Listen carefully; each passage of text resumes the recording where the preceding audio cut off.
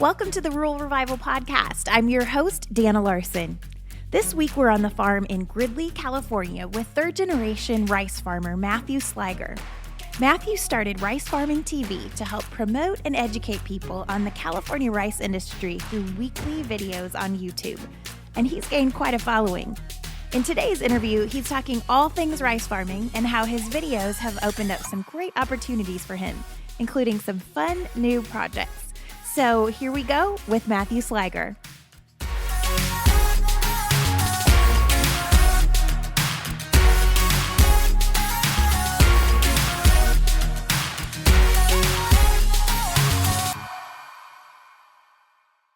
All right, well, we're here today in Gridley, California with rice farmer Matthew Sligar.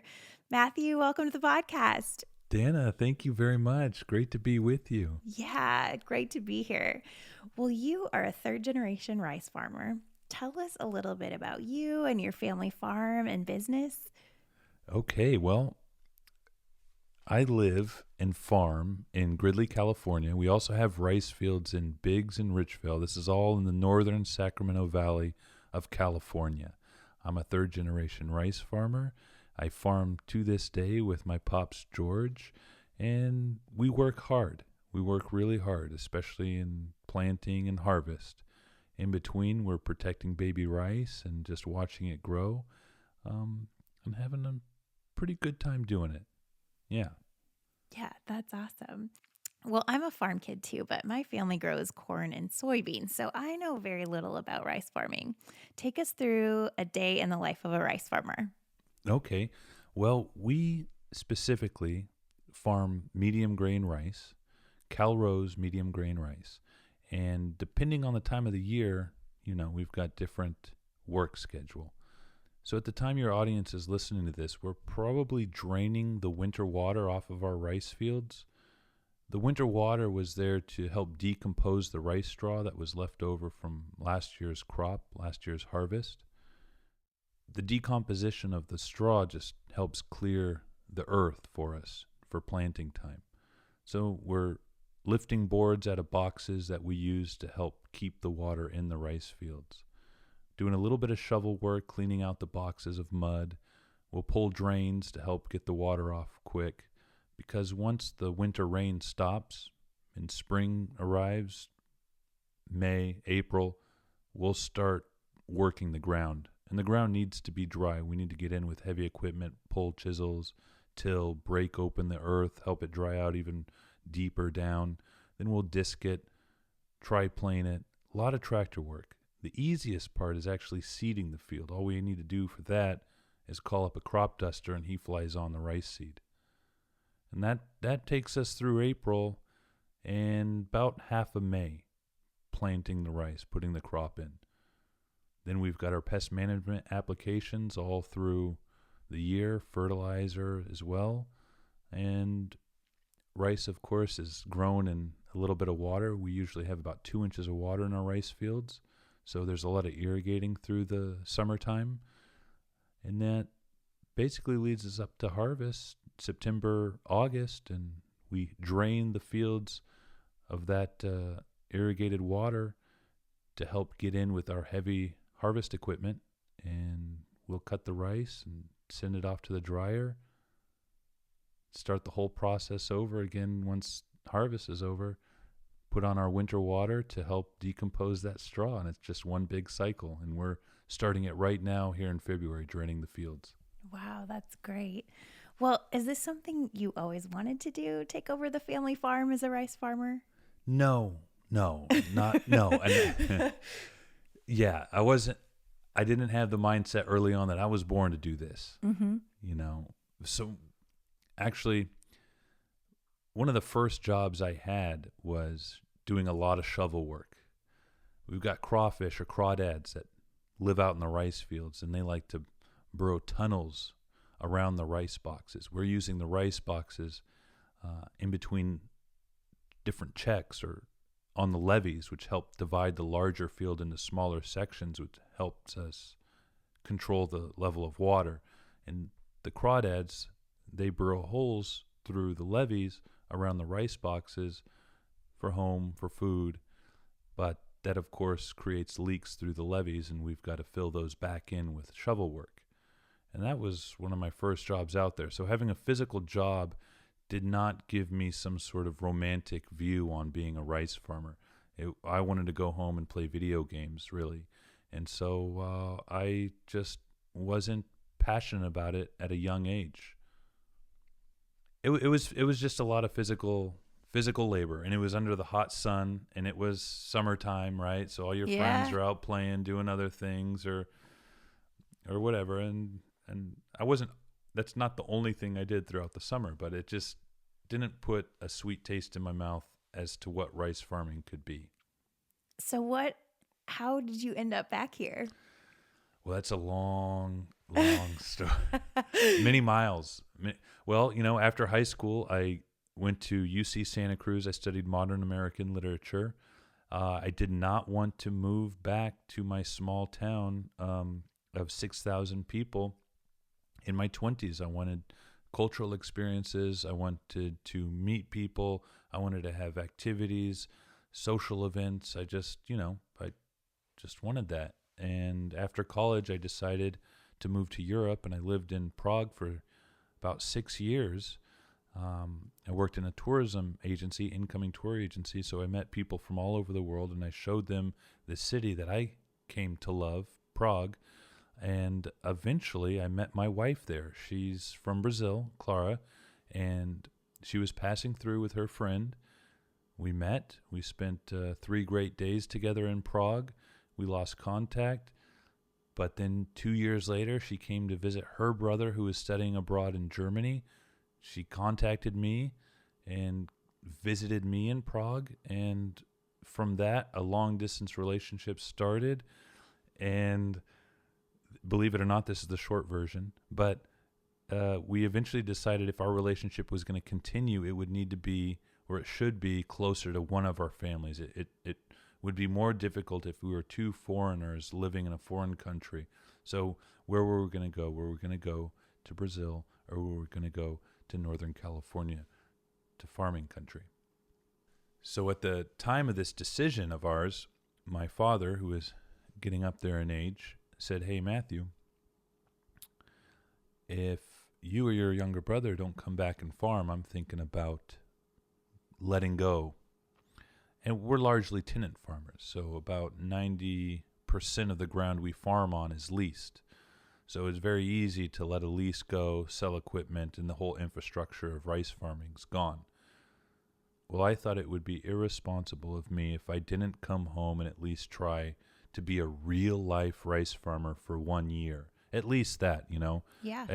I think the business, really, the farming business that my dad continued from his dad, deserved that, at least a 1 year shot. The full spectrum, not just shoveling mud for a few weeks during summertime, to do all the tasks, to see it all. And I had some investment capital, so I came to my dad and I said, "Well, Pops, I don't want to just work for you. I want to really be a farmer. I want to put my own money up. Please give me some ground to lease, to farm myself, to put the risk on my shoulders, and let me work hard and see if this really is something for me to continue in the future." That was back in 2012, and we're sitting here 2019. Happy New Year. And it's going really well so far. Did I say that was the short version of the story? It was the short version, but it felt long. I'm sorry. No, but so necessary. I love it. Yeah. That's a great story. Thank you. So yeah, now are you committed for the long haul now? Well, I've bought large pieces of equipment. It feels like it's the only thing I know how to do now. But I would say no. My parents never told me I had to be a rice farmer. Yeah. So I've always had it open. Mm-hmm. And I liked living open. Yeah. And so if some opportunity came up or something unfortunate came up, I would have to take another path. I don't want to say no, I'm only relying on rice farming, but right now it's supporting my family, and it's something I should mention too. Coming back with Clara, who then became my wife, I really valued the security and the lifestyle that I had when I was a kid, when my parents were farming. And I really think for my child now and my future children, I think it's a great lifestyle, and I'm excited to be able to provide that for them. So that was something that was always there in terms of, should I come back and farm? I didn't have a bad experience growing up as a rice farmer's son. I just had that bad experience shoveling a bunch when I was a kid. Yeah.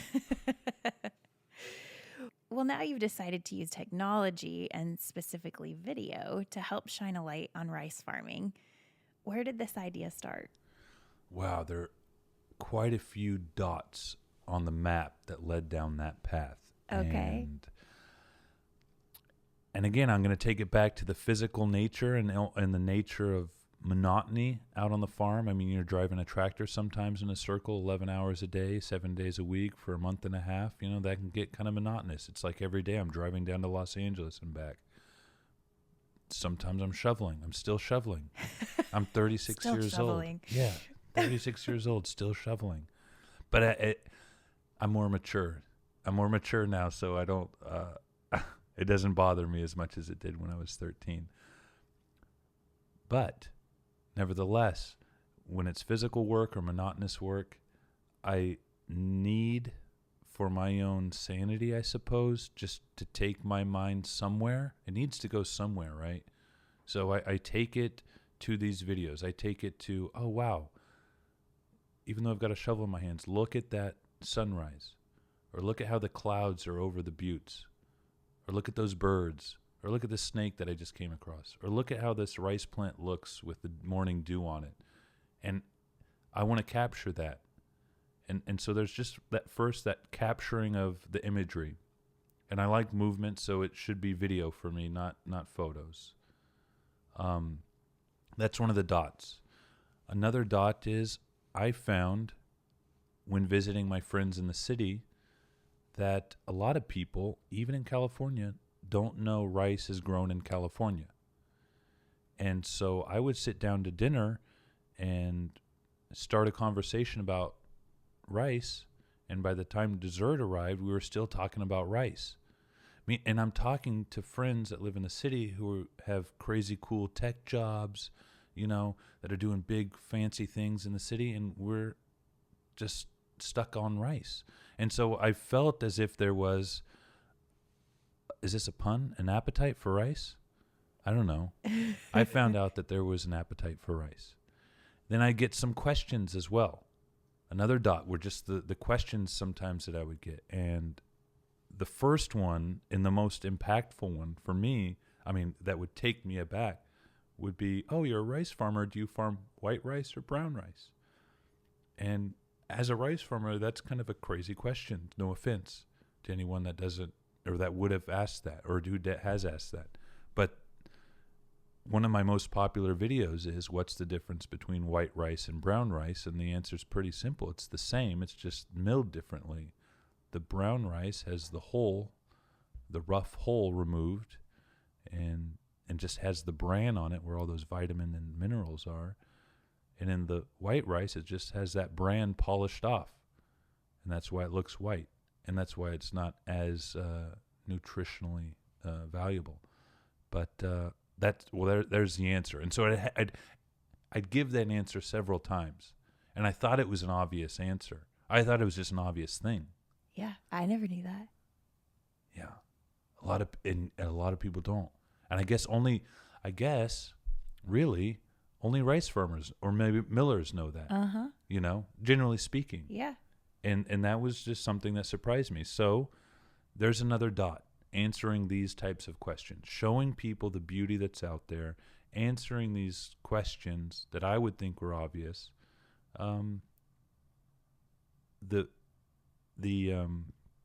the sort of energetic catharsis that it gives me when I'm kind of stuck out there, you know. I sometimes feel claustrophobic in this large, massive open space. We're in the Valley of California. We've got the coastal mountain range way, way out to the west. We've got the Sierra Nevadas way, way out to the east. But in this valley, it's a flat plain, and I'm out in the middle of the rice field, and I'm in open space. I can see as far as my eyes can see, but I feel claustrophobic because I feel as if something out there in the world is happening, and I'm not a part of it, and I'm stuck in this like little place. And so another dot, these videos allow me to reach out to say, hey, I'm here, right here in the middle of this field. Look at me, guys. Look at what we're doing. You have the questions. I know you're interested. You probably just, I don't know, I'm just here. And so reaching out and getting feedback from viewers and meeting people. I've met you yourself. Yeah. Dana, we wouldn't be sitting here if I wasn't making videos about rice. That's awesome. To me, that's awesome. And I've met a lot of cool people like you, and I've traveled to cool places to meet people, and it's just really, really fortunate. Another dot, connections. So there's a lot of things that prompted me to start Rice Farming TV, and a lot of things that helped me continue making these videos for Rice Farming TV, because it's a lot of work on top of already a lot of work that is rice farming. Absolutely. And so now this has evolved into weekly videos where you not only educate people on rice farming, but you have a little fun with it too. Yeah, got to have a little fun with it too. Absolutely. Yes. That's, it's the main goal of Rice Farming TV is to educate people about rice farming, specifically in California. And sometimes I think, how do I get that audience? How do I get someone watching who would never think to Google how is rice farmed in California? So I try to occasionally throw out these flares that aren't necessarily about rice farming, not necessarily educational, but maybe just a fun video that's going to capture somebody. And I hope those videos can kind of garner a new audience that weren't otherwise searching for how rice is farmed. And I also just have funny ideas, I think, sometimes. Oh, yeah. Well, as someone who loves branding, one of my favorites is your self-proclaimed title as the world's largest Rice Krispies treats farmer. Yes. My name is Matthew Sligar. I am the world's largest Rice Krispie treat farmer. My daddy was a Rice Krispie treat farmer. My granddaddy was a Rice Krispie treat farmer. And I don't know if just the audio of that little snippet there does it justice, but imagine I'm standing in a field full of Rice Krispie treats.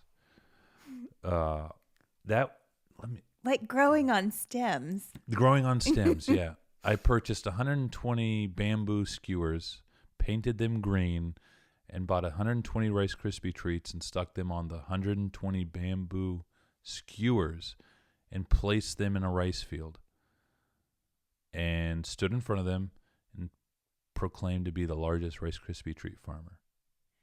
And, I kind of wanted to play fun on those romanticized farming videos. Yes. I was put on this earth to be a farmer, and fun. I don't know. Maybe I shouldn't satirize that too much, but I got the inspiration from that. I kind of also wanted to satirize those romanticized farmer videos.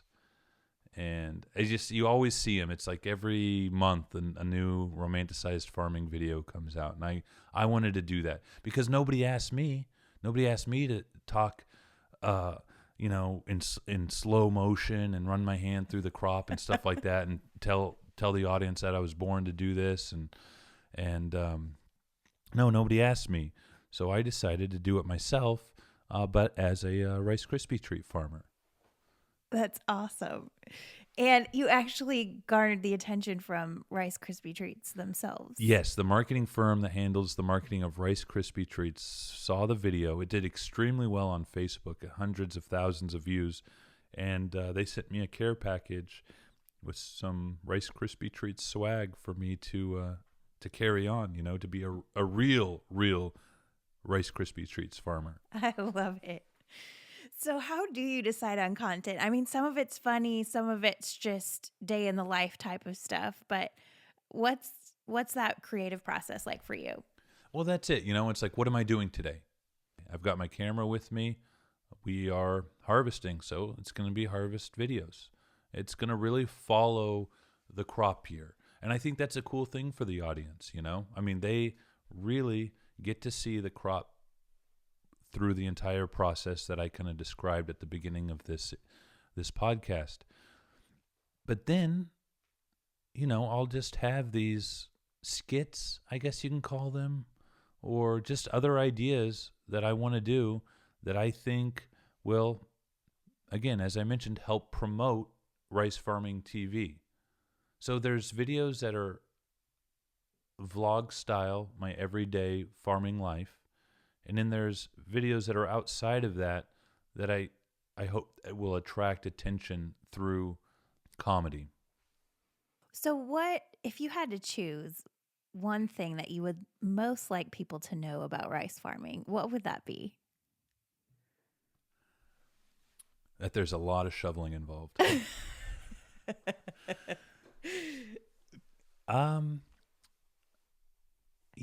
It's that it exists, Yeah. It's that exists here in the United States. I think let's just start there. Because I think that might surprise quite a few people that aren't from the rice growing regions or the states, I think rice accounts for somewhere around 5 million acres in the United States, whereas corn is up to like 95 million. I'm not sure exactly, but I mean, I know there's that large of a gap. But 5 million acres is not small either. No, it's not. Yeah. It's not small. It's not small, but it is dedicated to a small part of Northern California and southern states: Arkansas, Missouri, Mississippi, Louisiana, and Texas, aside from California. Yeah, that's so interesting. Well, what has the response been to these videos? I mean, you started it to kind of educate people in California, but it's obviously gone way beyond that. So how have people reacted? Really well. People have really been enjoying it. And I don't want to say that it's just a farming audience either. In fact, I would say that a majority of my audience are non-farming viewers. It's just really amazing. I've really received a lot of positive feedback. And I believe that my audience isn't just farmers. It's not farmers watching other farmers. Like, it's my interest in farming because I'm a farmer. No, most of my audience is the general public. I love my farming audience that I have because we exchange ideas and talk about equipment stories and troubles and things like that. We definitely can relate. But again, my goal for Rice Farming TV is to educate the public on how rice is grown, that it exists here in the United States and in California. So I get a lot of positive messages. You know what? Okay, I've got a specific story in terms of how audience reception has been. And this is from a gentleman who lives on the East Coast through Facebook Messenger. He wrote me a message, and the message says, "Hey, I bought one of your t-shirts. Super cool. I also want to know if I can buy some of your rice. I've been watching you farm rice. I want to buy some of your rice." Well, in fact, I do sell some of my rice, but this isn't the crazy part. He says, "I want to give it to a buddy of mine who also watches Rice Farming TV. In fact, this buddy turned me on to Rice Farming TV. Could you please, when I purchase your bags of rice, could you please autograph the bag of rice?" And obviously I'm going to do that. But imagine, I mean, what an honor that is. Yeah. But this is the future of farming, to where you've got a direct line to the farmer. You've seen him, you've witnessed him, you know exactly how he put that crop in and how he harvested it. You're buying it from him, and he's autographing it like it's a baseball card. Like that's amazing that demand or that accessibility is possible.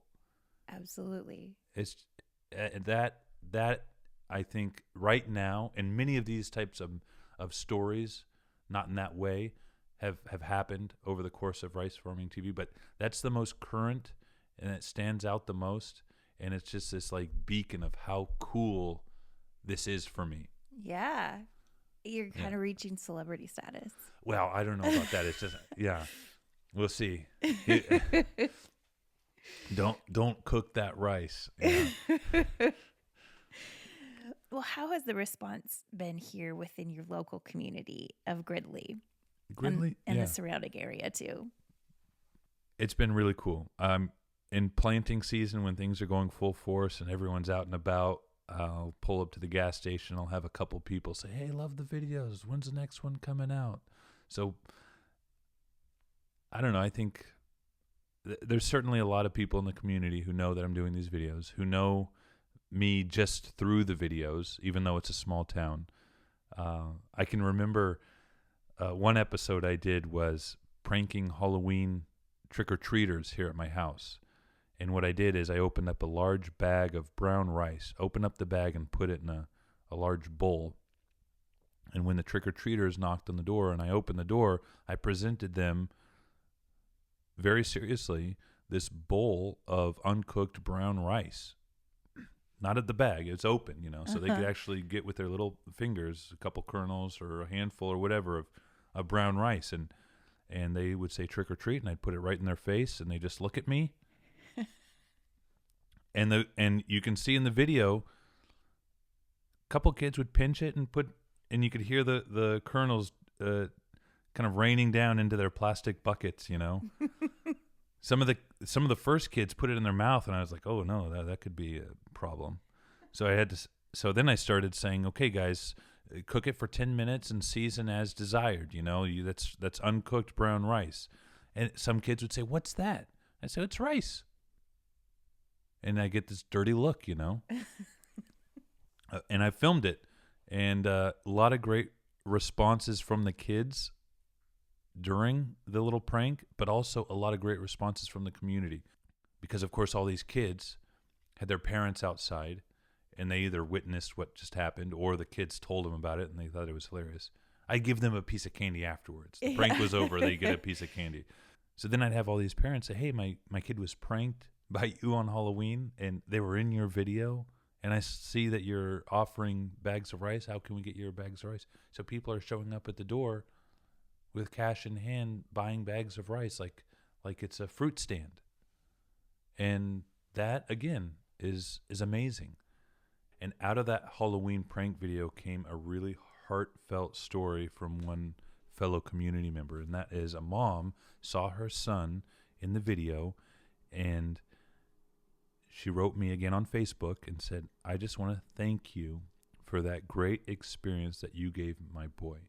He has autism. He doesn't like going out in public places. He definitely doesn't like dressing up into a costume and knocking on strangers' doors and asking them for something. So he got the courage to go out on Halloween that night, and the greatest thing in his eyes was being offered rice and being turned on, therefore, to your channel, and is now learning about rice, and that's all he watches." And the mom wrote, "I just wanted to thank you for doing that video, for making it fun, a fun evening for my child. That was something really special." I read that to my wife, and we both teared up. It was something just really cool.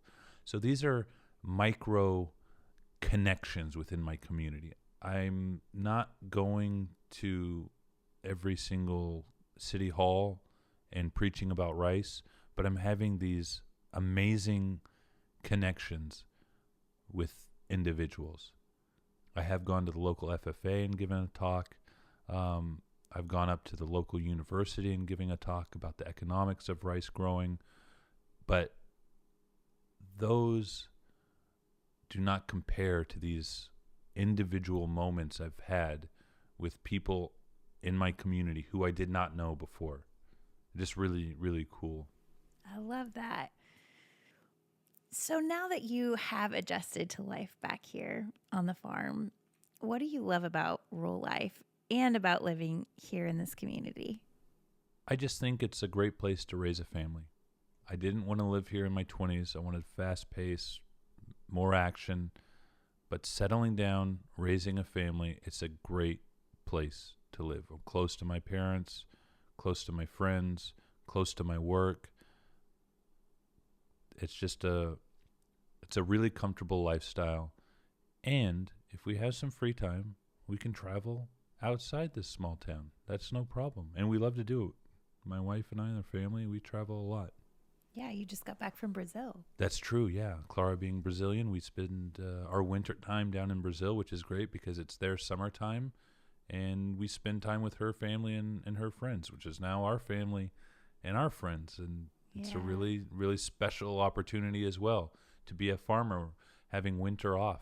We spend a month to 2 months down there, and it's a really great opportunity. Well, what excites you most about the future of rural America? I think this connectivity that technology and social media has created. Rural America doesn't mean small town anymore. I mean, physically, yeah, it is. But we have, in a small town, the resources to reach out and do big things. Reach an audience who otherwise would be cut off due to distance or lack of interest. And we can put now the things that matter to us in our small rural towns in front of people who should know what's happening within our communities, within our farm. And I think that's a powerful tool. And with Rice Farming TV, I think I'm doing that a little bit. And I'm reaching people from all over the world. And every subscriber or every follower is just another person that now knows for sure that rice farming is happening in Northern California. So ask yourself, what do you want people to know about that's happening either on your farm or in your community? Put it out there and they'll find it and they'll know. So what is next for you and for Rice Farming TV? Oh, that is a question I always ask myself. No, really. I mean, if you're gonna, it just to do well on YouTube, that's where I publish my videos, is on YouTube. To do well on YouTube, you have to study YouTube. And YouTube says, you better be posting 3 times a week. And they better be 10-minute long videos to work for the algorithm. You know, chase the algorithm, chase the views. So one thing I've been thinking about is how can I streamline my videos and put more content out there, but not sacrifice the quality of the videos. That's one thing I've been thinking about. More presently, though, at the beginning of February, I'm going to be going to Congress with the USA Rice Lobby and the California Rice Commission. I've been invited. That's not necessarily a rice farming TV related thing, but I would never have been invited if I hadn't started Rice Farming TV.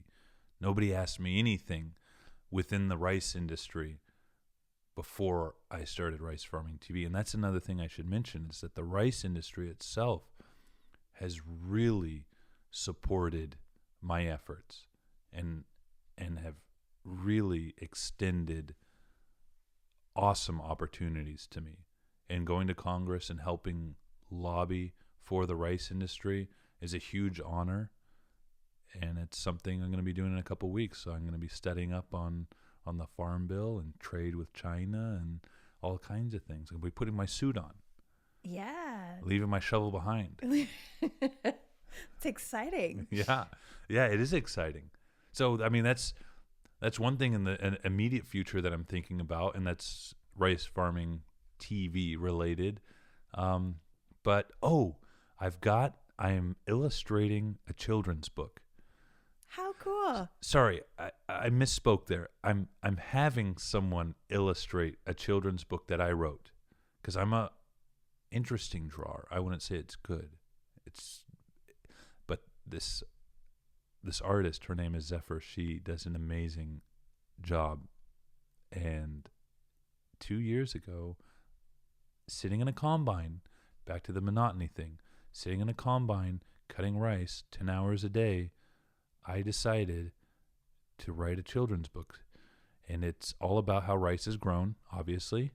And it's 4-sentence stanzas, rhyming.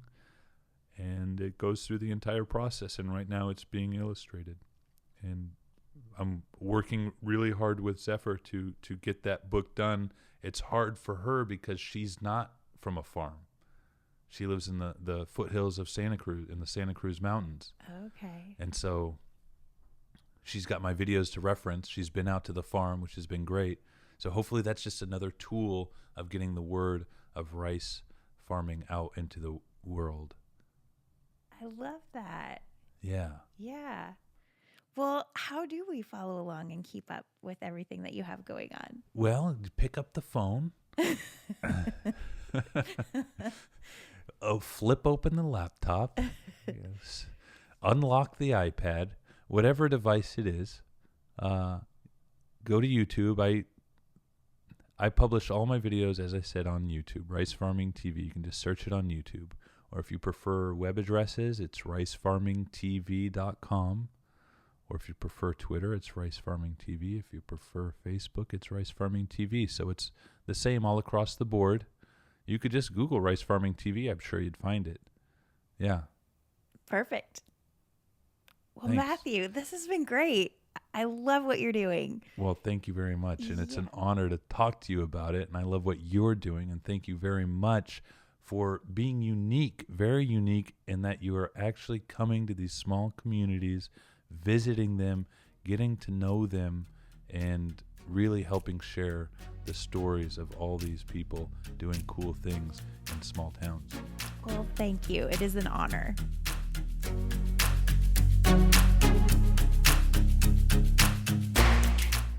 Okay, so did you know the difference between white rice and brown rice? I really loved learning about that because I had no idea. I love what Matthew's doing to shine a light on rice farming in California and beyond, and I'm excited for that children's book to come out. Be sure to go subscribe to the Rice Farming TV channel on YouTube, and we'll be sure to share more information about that book when it's released. Thanks again to Matthew for being on the podcast, and thanks to you for tuning in. We'll be back next week. Have a great day, everybody.